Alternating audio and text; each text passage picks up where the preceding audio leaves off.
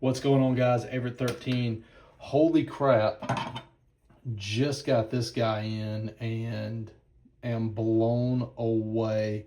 Of course, this is the McNees Dixon, this beautiful special edition Halloween web. I think they call it Dixon's Web is the pattern here. This thing is just incredible. Just incredible. Of course, we all know that McNees is very well known for their Mac 2. And here's a Mac 2. I'm going to kind of give you this as a size comparison. The Mac 2 is, of course, a 3.5 inch blade, overall length of about 7.6 inches. The Dixon, 3.75 inch blade with an 8.375 inch overall. This is a big knife. So I'm going to rearrange these here just for you to check out. Yeah, pretty good size difference there. Of course, the Mac 2 is a great knife in its own right, carries well, very good blade to handle ratio. This thing's kind of like a magic trick almost, you know, kind of a compact size in its folded state, but then you've got a full-size knife once you open it up. But yeah, this video is about the Dixon though. Holy crap. This is the absolute best McNees knife I've ever handled. And it's really good, really good. Try to get you some details here on this milling. Very, very beautifully done. Of course, you got some micro milling in between. Beautiful pocket clip. One thing that I was critical on the McNees Mac 2 was the pocket clip was kind of just a stamped clip. You know, it works, but nothing too crazy. Now on Dixon, you've got a really, really nice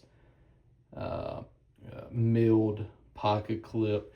So yeah, this thing is incredible. Great action. Of course, I really enjoy the Spidey hole, if you will, for a deployment method. It works really well in any fashion you want to open it. Slow roll, reverse flick, thumb flick, you name it. And I'm just going to let you, I don't know if it's going to come across in the video, but the acoustics on this are very nice. Nice lockup, but this close here, it just sounds really nice. Yeah, sounds really good. Yeah, so this thing, it's kind of funny. I'm on a work trip right now, and of course I'm just trying to knock this out in the hotel room. And a video that I was wanting to make was actually a video about the Koenig Arius and maybe some budget alternatives to that. So I actually have with me an Arius as well, and this thing is almost the exact same size as the Arius. So if you like the size of a full-size Arius, I think you're really going to enjoy the size of the McNees Dixon. Of course, with the Arius, you do get the flipper tab. You do not get that, of course, with the Dixon, but I don't think it needs it. I don't think it needs it. So real quick, just going to give you kind of my thoughts and impressions on this. I love the contoured full tie handles. Love it. This thing carries... it feels like a much smaller knife than it actually is because of the contouring. Weight, I don't have a scale with me, but I'd say it weighs about as much as the full-size Arius. Maybe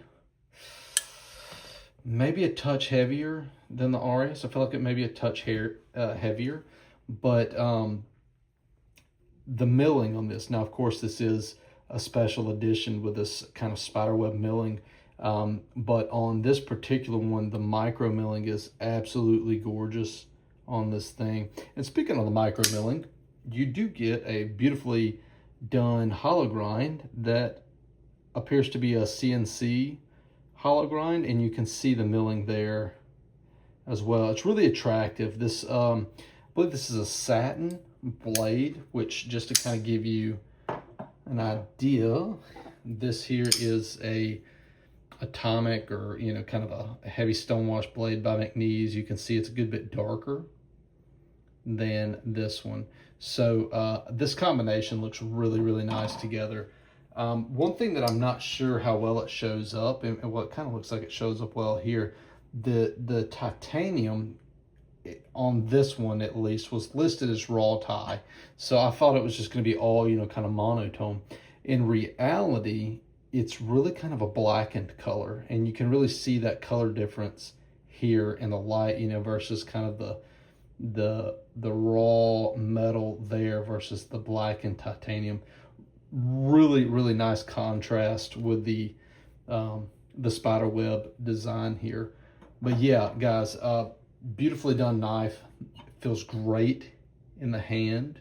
You've got good height. This dimension here is very nice, very good size. Sometimes knives are too narrow here, and I don't think they're very, I don't think they hold well in the hand. This one's got good height.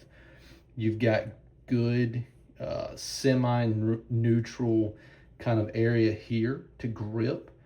One thing that I do wish this knife had, it's not a complaint, but it is just kind of an observation. I wish it had some jimping on this area here. You do have a good thumb ramp, but it is smooth. So something like maybe just a little bit of that, a little bit of jimping there would do well on this, maybe in future iterations of this knife. But like I said, this is not a complaint, just an observation on something that I think would be a nice touch. Is it needed? No. Would it be a nice touch? Yes. Lock bar access, it's good. I mean, it's good. You've got, it's not, sometimes what makers will do is they'll cut out one side deeper than the other to give you good lock bar access. This one, they're cut equally, but you don't need it. You don't need a deeper cut. You've got plenty of access there. Action, very nice, controlled action. This is how I prefer my knives. I do not like finger guillotines. I like a nice controlled action, and that certainly has it. Yeah, guys, McNees Dixon, absolutely one of the best knives I have ever handled, period, and certainly the best knife I think I've ever seen from McNees himself. The Mac 2 is a good knife. There's nothing wrong with it. It's a good knife. This, in my opinion, is a cut above. It's a step above in almost every metric, in my opinion. With the contoured handles, you've got the spidey hole. I prefer the bigger size. That's just a personal preference. But yeah, beautifully done knife, guys. Like I said, McNees Dixon.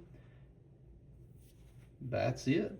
Yeah, not much more to say. It's a good one. Get your hands on one, guys. Take care.